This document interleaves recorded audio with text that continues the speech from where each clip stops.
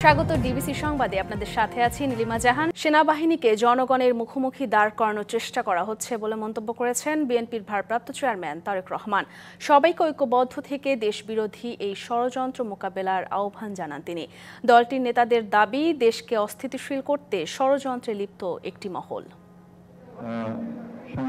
সোমবার রাজধানীর ইস্কাটনে সাংবাদিকদের সম্মানে বিএনপির মিডিয়া সেল আয়োজিত ইফতার ও দোয়া মাহফিল। এতে অংশ নেন দলটির সিনিয়র নেতারা। এ সময় মির্জা আব্বাস বলেন, অন্তর্বর্তী সরকারের সংস্কার বাস্তবায়নের বড় বাধা আমলারা। যেটা দৃশ্যমান সংস্কার হতে পারে সেটা অবিলম্বে শুরু করেন। সেটা হলো এই সচিবালয়ের ভিতরে যারা আপনাদের সংস্কারের কাজকে বাধা দেবে, বিপদগামী করবে, সেই সমস্ত সচিবরা এখনো সচিবালয়ের ভিতরে বসা আছে, তাদেরকে সরানোর ব্যবস্থা করেন। দলের মহাসচিবের দাবি, দেশকে অস্থিতিশীল করতে শুরু হয়েছে নতুন ষড়যন্ত্র। আজকে অত্যন্ত সুচতুরভাবে একটা নতুন চক্রান্ত শুরু হয়েছে। এই চক্রান্ত হচ্ছে বাংলাদেশকে আবার অস্থিতিশীল করা, বাংলাদেশকে আবার বিপদে নিমজ্জিত করবার জন্য। অনুষ্ঠানে ভার্চুয়ালি যুক্ত হন দলটির ভারপ্রাপ্ত চেয়ারম্যান তারেক রহমান। সেনাবাহিনীকে বিতর্কিত করার যে চেষ্টা চলছে, ঐক্যবদ্ধভাবে তা মোকাবিলা করার আহ্বান জানান তিনি। কদিন আগে আমরা যখন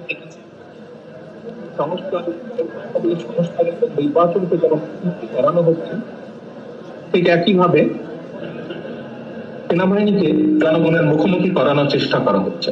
দেশপ্রেমিক প্রত্যেকটি মানুষ আমরা সকলে মিলে যদি সচেতন থাকি, সচেষ্ট থাকি, অবশ্যই আমরা এই ষড়যন্ত্র মোকাবেলা করতে সক্ষম হব।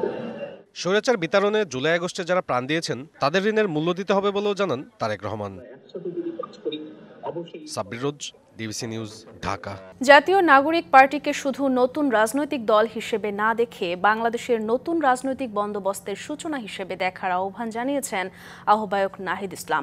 16 বছর জুলুম নির্যাতন ও জুলাই গণহত্যা চালানোর দায়ে দলটিকে সন্ত্রাসী সংগঠন হিসেবে ঘোষণার দাবি তার।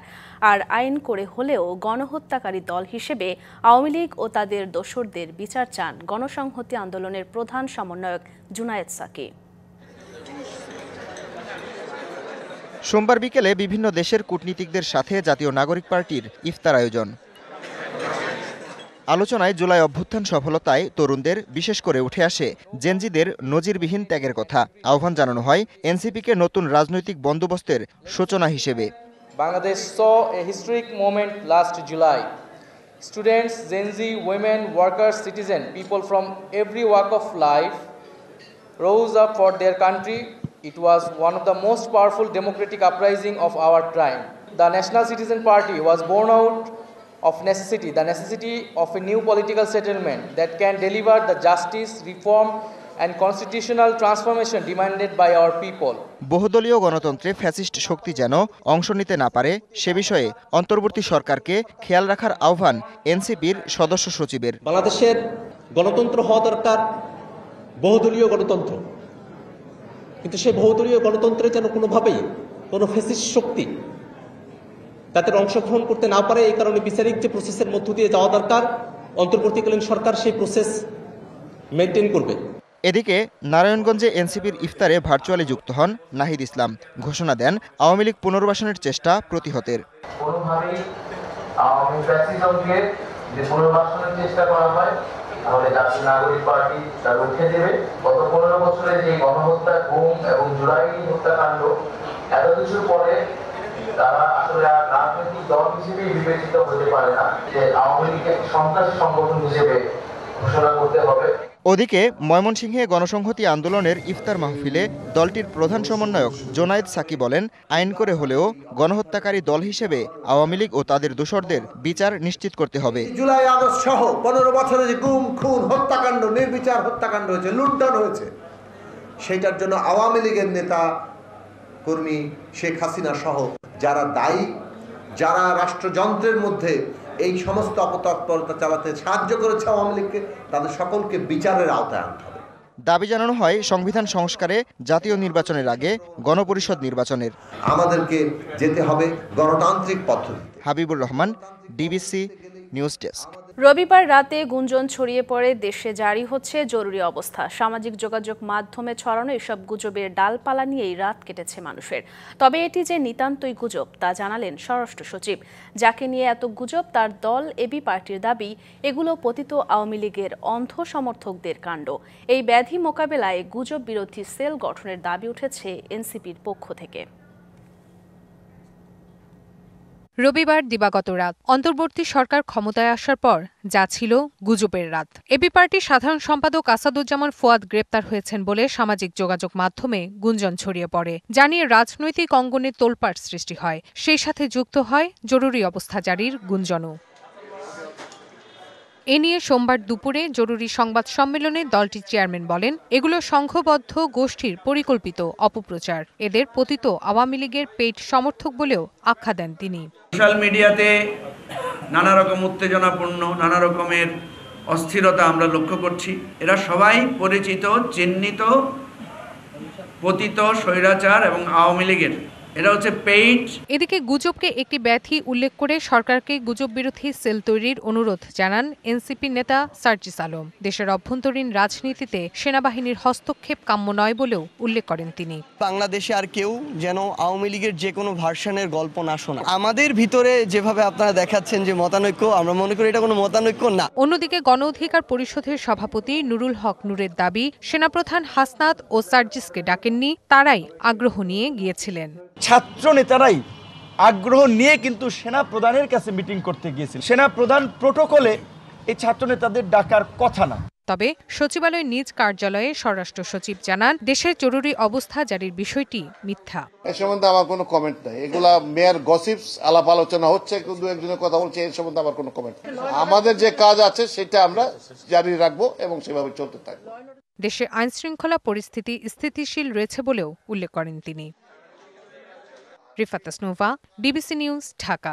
ঢাকা থেকে উড়োজাহাজে চেপে সৈয়দপুর, এরপর সড়ক পথের অর্ধেকটায় সঙ্গী ছিল শতাধিক গাড়ির বহর। জাতীয় নাগরিক পার্টির উত্তরাঞ্চলের মুখ্য সংগঠক হওয়ার পর প্রথমবার বাড়ি ফেরার পথে এভাবেই শোডাউন দিয়েছেন সার্জিস আলম। সোমবার বেলা 11টার দিকে সৈয়দপুর বিমানবন্দরে পৌঁছান তিনি। সেখানে দেয়া হয় সংবর্ধনা।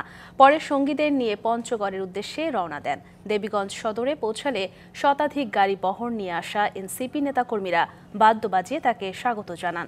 সেখান থেকে ছাদখোলা গাড়িতে দেবীগঞ্জের বিজয় চত্বরে যোগ দেন পথসভায়। বোদা উপজেলা ও তেঁতুলিয়াও করেন পথসভা। সন্ধ্যার আগেই অটোয়ারী উপজেলায় ফিরে এনসিপির ইফতার মাহফিলে যোগ দেন সার্জিস।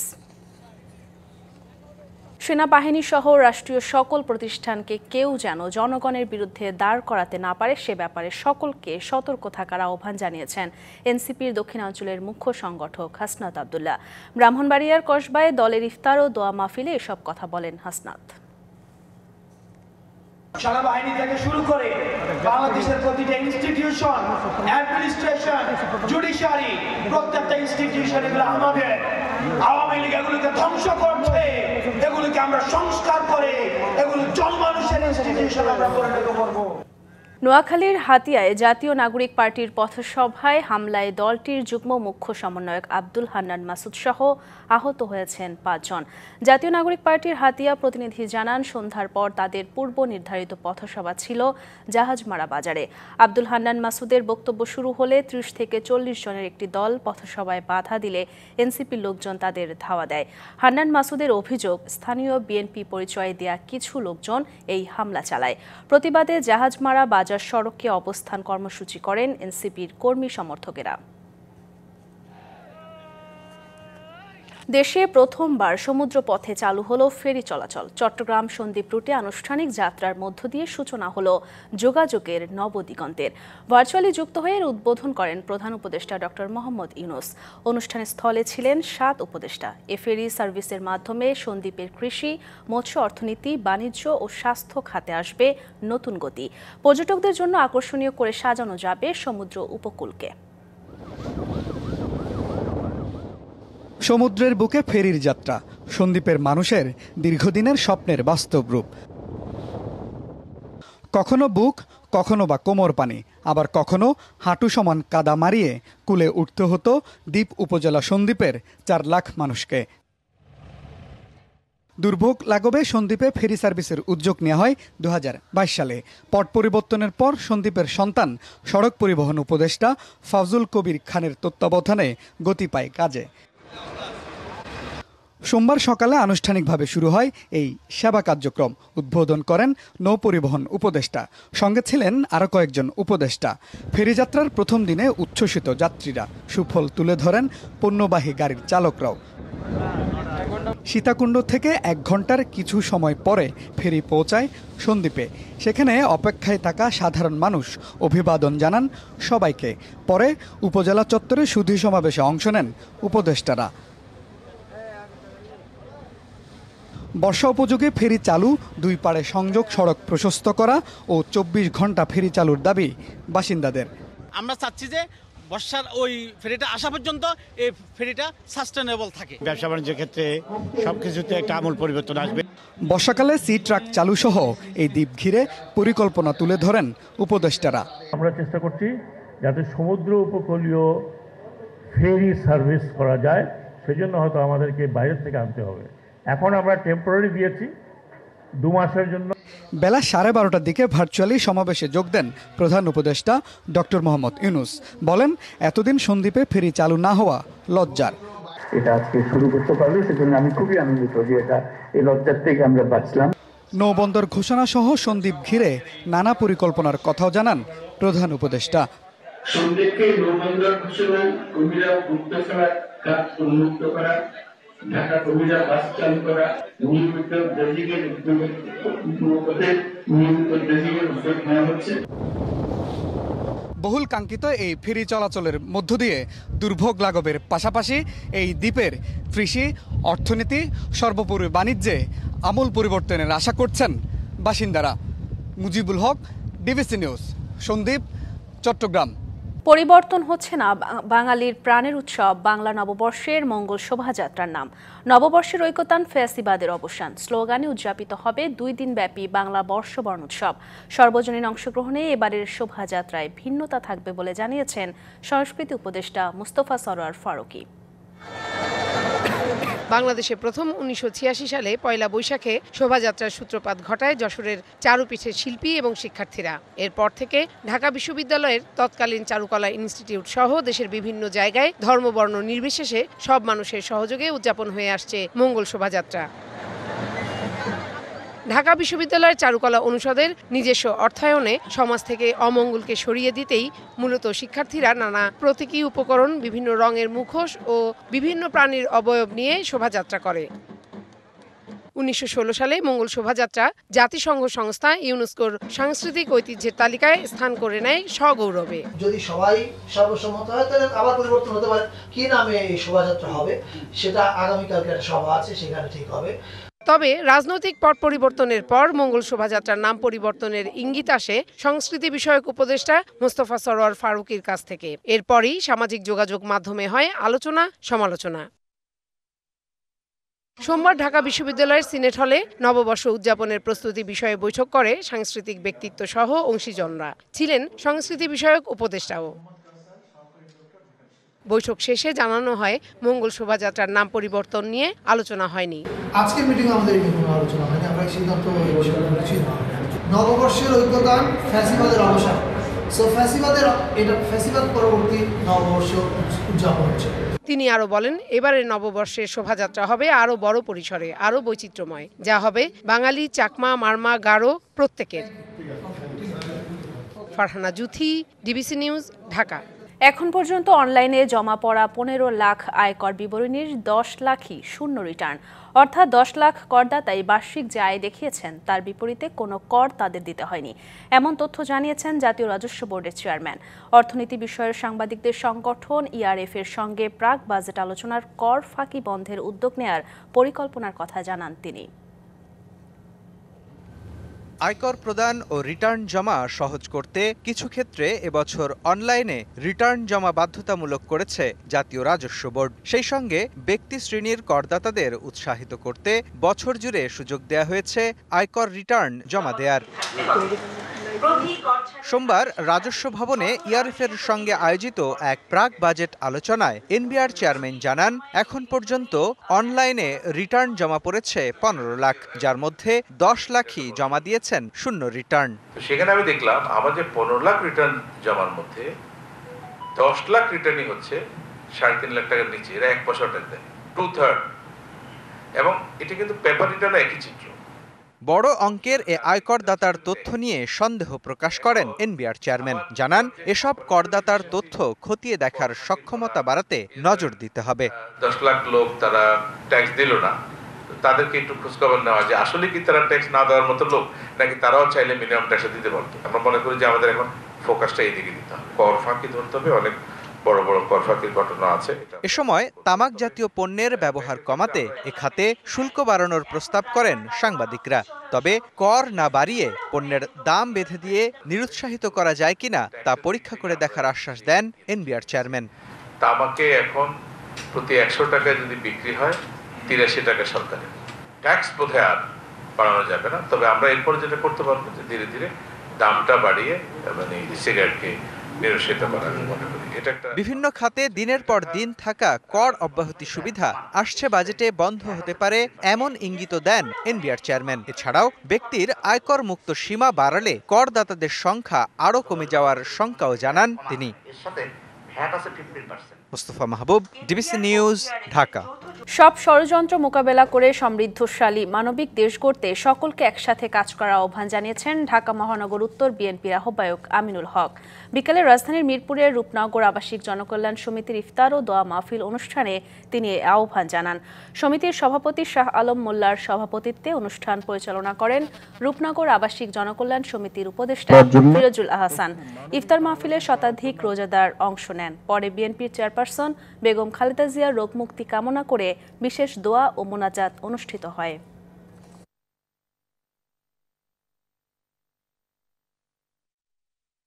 সমাজ গড়ার জন্য, একটি সমৃদ্ধশালী বাংলাদেশ গড়ার জন্য, একটি মানবিক বাংলাদেশ গড়ার জন্য আমরা সকল ঐক্যবদ্ধভাবে কাজ করি। শেখ হাসিনা সরকারের আমলে বাংলাদেশ ব্যাংক অপ্রাসঙ্গিক হয়ে পড়েছিল, কারণ বাংলাদেশ ব্যাংককে পাশ কাটিয়ে ব্যাংক খালি করে ফেলা হচ্ছিল। সন্ধ্যায় পরিকল্পনা মন্ত্রণালয়ের ডেভেলপমেন্ট জার্নালিস্ট ফোরামের ইফতার মাহফিলে একথা বলেন পরিকল্পনা উপদেষ্টা। ব্যাংক খাতে বাংলাদেশ ব্যাংকের কোনো নিয়ন্ত্রণ ছিল না বলেও দাবি তারা টাকা ছাপিয়ে পরিস্থিতি সামলাতে চেয়েছিল। এভাবে টাকা ছাপিয়ে বেশি দিন টিকে থাকা যায় না। যেভাবে রিজার্ভ কমছিল তাতে সরকার বেশি দিন টিকত না বলেও জানান উপদেষ্টা। বলেন, ব্যাংকগুলোতে আস্থার সংকট তৈরি হয়েছিল। টাকা পাচার হচ্ছে না যে সেটা দৃশ্যমান হচ্ছে না, ব্যাংকগুলো থেকে যে খালি করা হচ্ছিল, উজাড় করে দেওয়া হচ্ছিল, সেটাও দৃশ্যমান হচ্ছে না। কারণ এটা তো ব্যাংকগুলোকে কনসলিডেট করে কোনো রকমে এখন দেউলিয়া হাত থেকে রক্ষা করা হচ্ছে। আসলে অর্থনীতি খাদের দিকে যাচ্ছিল, সেটা থামিয়ে স্থিতিশীলতায় এনে ভবিষ্যতের একটা রোডম্যাপ লাগবে। ঈদ উল ফিতরের বাকি আর কয়েকদিন। শেষ সময় জমজমাট ঈদ বাজার। বাহারি পোশাকের পসরা সাজিয়েছেন বিক্রেতারা। ভিড় বেড়েছে প্রসাধনী, জুতা ও অলংকারের দোকানে। তবে দাম নিয়ে ক্রেতা বিক্রেতার মধ্যে রয়েছে মিশ্র প্রতিক্রিয়া। এদিকে পকেটমার ও ছিনতাইয়ের ঘটনায় বেড়েছে উদ্বেগ। ঈদ যত সামনে আসছে, ময়মনসিংহের বিপণী বিতান ও ফুটপাতগুলোতে ভিড় ততই বাড়ছে। দিনে চাপ কিছুটা কম থাকলেও সন্ধ্যার পর জমে উঠছে মার্কেটগুলো। ক্রেতার পছন্দের কথা মাথায় রেখে বাহারি পণ্যের পসরা সাজিয়েছেন বিক্রেতারা। তবে দাম নিয়ে রয়েছে মিশ্র প্রতিক্রিয়া। গত বছর আফগান গেছে, গারারা গেছে, সারারা গেছে, মানে ঈদ পারপাস মানে বেচা বিক্রি ভালোই আছে। বেচা কেনায় জমজমাট নেত্রকোনার বিপণী বিতানগুলো। সব বয়সীদের জন্য বাহারি পোশাক, জুতা, অলংকার ও প্রসাধনীর পসরা সাজিয়েছেন দোকানিরা। বিক্রি ভালো হওয়ায় খুশি বিক্রেতারা। তবে একদরের নামে ব্যবসায়ীদের বিরুদ্ধে প্রতারণার অভিযোগও রয়েছে। দোকানগুলোতে যে আসলে কি এটা এই কাপড়ের রেটে আর কি বসাচ্ছে না মানে এদের মন চাহিদা বসাচ্ছে। তবে পকেটমার ও ছিনতাই আতঙ্ক বেড়েছে জনমনে। চুরি ছিনতাই রোধ ও বাজার নিয়ন্ত্রণের চেষ্টার কথা জানিয়েছে প্রশাসন। ঈদ উল ফিতর উদযাপন উপলক্ষে জনগণ যাতে কোনো রকমের হয়রানির শিকার না হতে পারে, সেটি সকল মার্কেট, সকল বিষয়ে কিন্তু আমরা কথা বলেছি যে কোনোভাবে জনগণকে প্রতারিত করতে পারবে না। চুয়াডাঙ্গার মার্কেটগুলোতেও ক্রেতাদের উপচে পড়া ভিড়। প্রতিবার সীমান্তবর্তী এ জেলায় ভারতীয় পণ্যের আধিপত্য থাকলেও এবার কমেছে। এবার শীর্ষে দেশি ও পাকিস্তানি পণ্য।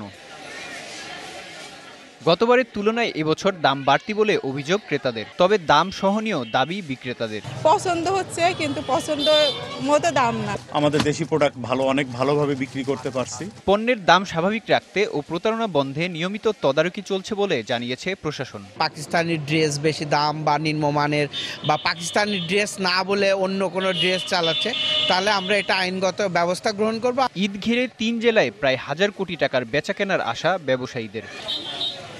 মেহেদি Hasan, DBC news desk. Lifebuoy hand wash শুরু করেছে ইফতারের আগে লাইফবয় টাইম ক্যাম্পেইন, যার মূল উদ্দেশ্য খাবার আগে হাইজিন রক্ষা করে মানুষকে হাত ধোয়া নিয়ে সচেতন করা।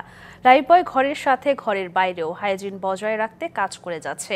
ইফতার বাজার হিসেবে খ্যাত চকবাজারের প্রতিটি গলির প্রতিটি দোকানে সেজে উঠেছে লাইফবয় ব্র্যান্ডের ছাতা, অ্যাপ্রন, গ্লাভস, হ্যান্ড ওয়াশের মতো হাইজিন ইকুইপমেন্ট।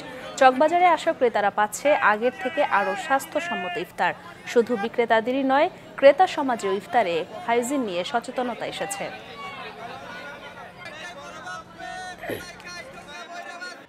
ঈদের আনন্দে এক নতুন মাত্রা যোগ করতে আজ থেকে শুরু হলো Dhaka bank present Chand Bazar season 2, powered by Singer. Shopping ও বিনোদনের মেলা চলবে 27 মার্চ পর্যন্ত। সেন্টারে অনুষ্ঠিত হওয়া এই ইভেন্ট 2টা থেকে শুরু হয়, শেষ হবে ভোর 4টায়। এই মেলায় ঈদ উপলক্ষে শপিংয়ের পাশাপাশি থাকছে সুস্বাদু দেশি বিদেশের কুইদিনের খাবার করতে এবং বিনোদনের সাথে আছে সাংস্কৃতিক অনুষ্ঠান উপভোগের সুযোগ। আয়োজক প্রতিষ্ঠান ইভেন্ট বক্স জানায়, মেলা প্রাঙ্গণে থাকছে পরিচিত অথবা সুখ্যাত সব ব্র্যান্ডের ঈদ পোশাক, গয়না এবং হোম ডেকোর ছাড়াও ঈদ কেনাকাটার বিভিন্ন ধরনের বিপণী দোকান। ঈদ উল ফিতরের আনন্দে নতুন মাত্রা যোগ করতে দেশের প্রখ্যাত ফ্যাশন ব্র্যান্ড তাঁতবাড়ি ফ্যাশন নিয়ে এলো এবারের ঈদের বিশেষ সংগ্রহ। বিস্ময়কর সব সংগ্রহশালায় রয়েছে হাতে তৈরি শাড়ি, কামিজ, সালোয়ার কামিজ, পাঞ্জাবি এবং অন্যান্য বিশেষ পোশাক। প্রতিটি পোশাকেই ফুটে উঠেছে বাংলাদেশের ঐতিহ্যবাহী তাঁতের কাজ। তাঁতবাড়ি ফ্যাশন এই ঈদ উপলক্ষে দিচ্ছে 20% ছাড়। শুধু তাই নয়, সমস্ত স্টোর এবং অনলাইন প্ল্যাটফর্মের মাধ্যমে দেশের প্রতিটি কোণায় পৌঁছানোর ব্যবস্থা রয়েছে তাঁতবাড়ি fashion. Cable operators association of বাংলাদেশের উদ্যোগে ও ব্যবস্থাপনায় আগামী 22, 23 ও 24 মে বসুন্ধরা কনভেনশন সেন্টারে অনুষ্ঠিত হবে ইন্টারন্যাশনাল কেবল টিভি ব্রডকাস্টিং এবং কমিউনিকেশন এক্সপো 2025। দুপুরে রাজধানীর একটি হোটেলে মেলার ঘোষণা আসে। মেলাটি হবে দেশীয় ও আন্তর্জাতিক প্রযুক্তি প্রতিষ্ঠান, সম্প্রচার মাধ্যম, ডিজিটাল কমিউনিকেশন কোম্পানি এবং সংশ্লিষ্ট অংশীদারদের জন্য এক মিলন মেলা। আয়োজকরা বলছেন, গ্রাহকের চাহিদা অনুযায়ী প্রতিষ্ঠানগুলোকে এক ছাদের নিচে নিয়ে আসাই মেলার মূল লক্ষ্য।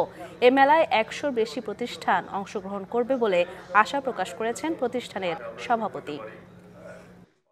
আমাদের মেলার সাথে যেটা আছে, আমরা মেলায় যেটা করছি সেটা হলো cable TV related, cable TV, internet এবং এই রিলেটেড যে সমস্ত সার্ভিস আছে সেই সার্ভিসগুলোকে নিয়ে আমরা আমাদের আয়োজনটা করছি।